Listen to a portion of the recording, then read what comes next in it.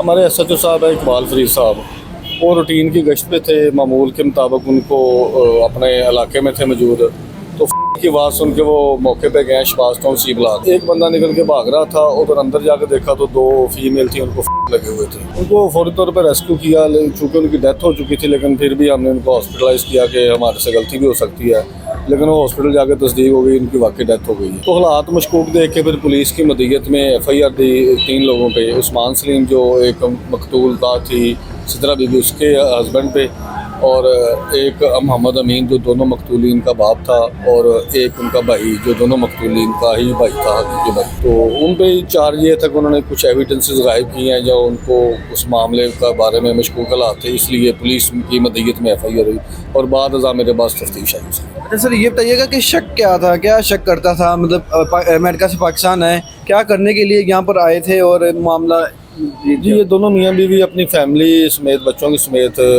2 माह कबल पाकिस्तान आए थे। इसके जो मकतूला सिदरा थी, उसके हकीकी भाई की शादी थी 3-4 दिन पहले, और इसके अलावा भी उनकी फैमिली में 1-2 शादियाँ थी। वो तमाम शादियाँ अटेंड करने के लिए आए थे इधर। तो उसमें अभी तफ्तीश कंप्लीट कर रहे हैं हम। तो जो भी उसके हक़ाइक़ हुए, जो नताइज निकले या जो भी एविडेंसेस कलेक्ट हुई, उनके मुताबिक हम चलान कोर्ट में पेश करेंगे। ये बताइएगा कि इसमें एक इंटरनेशनल मतलब लोग शामिल थे, जैसे में अमेरिकन नेशनल थे, तो इसमें एम्बेसी का किस तरह से केस को देखती है?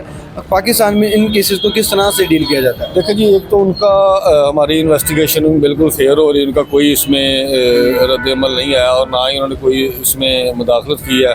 हाँ, उनको हम बाखबर रखते हैं कि जी ये इसमें अब एक अपडेट हुई है, बाकी उनकी मुदाखलत कोई नहीं है इसमें।